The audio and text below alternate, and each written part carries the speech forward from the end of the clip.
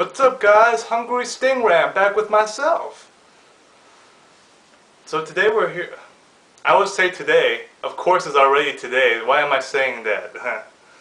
But point is, today I want to talk about two pets I used to own. I used to own a pet bird and a turtle. The bird, it wasn't like those big parrots or anything. It was just a small bird. And the turtle was, one of the small turtles. So the bird, I found him at a karate dojo one day. As I was leaving, I saw the bird lying on the ground with, I think it couldn't fly, and it had its tongue sticking out. So I picked it up, brought it back home, and then I was feeding it some water, but I was holding it by its neck while feeding it the water. Then I noticed it not moving. It had its tongue sticking out. And I was like, what the? I noticed, oh crap, its neck was broken because I was holding it by its neck while feeding it some water. And the water was probably tap water as well. I don't know what kind of water I was feeding it, but most likely it was tap water as well. I don't really know. I don't want to make any assumptions. So let's just say I was feeding it water, then I was holding it by its neck. Then, unfortunately, its neck was broken. Then I had a pet turtle, and the pet turtle, I had it from the ages of about 5 to 14, and the turtle, sometimes I forgot about it. I left it in the bathroom corner one time for 6 months, and it was just laying there in hibernation. Plus, I remember its water used to get dirty pretty often because of feces. It was in a large tub with rocks and water, and its food was mixing with the feces because he had the turtle pellets. So he was living I want to say by turtle standards, a substandard life. And then the turtle, one day I left it outside. It filled up with rainwater, and it flowed out, and it was gone after the night was passed.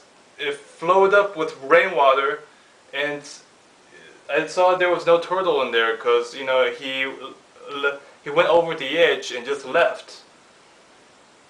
So the point I'm trying to make with both of these examples is that sometimes having the right heart but not the right method can get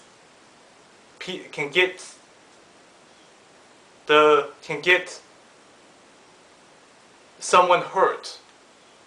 If you don't have the right method, but you have the right intention, you have the right feeling, the intention, but you don't have the right method, then it's gonna screw somebody up. It's like like a mother, she knows her child's lactose intolerant, but she obviously cares about the child, but she's still feeding her child milk, even though the child, he or she is lactose intolerant. She's like, that's bullshit.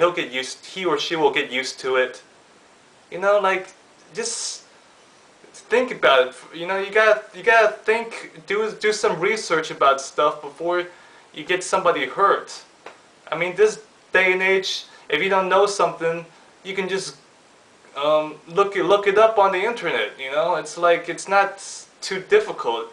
Before you have the right intention, you want to do something, but you're not really sure, just look it up first. It's not too difficult. And there's the opposite of that, is that you have the right method, but you don't have the right heart. Like, maybe you have the right method for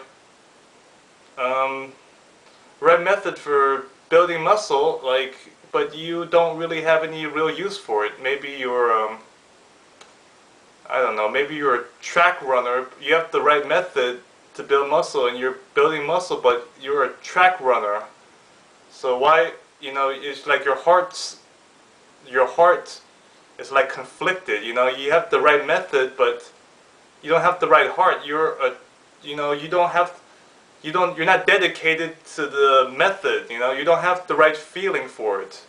It's like, you're just doing it for the sake of doing it, and it's like, it's like a man trying to paddle really hard in a direction, but he doesn't have the right direction. You don't know where you're going. So you have to have the right heart and the right method to go together. So I don't. So I'll see you guys next time.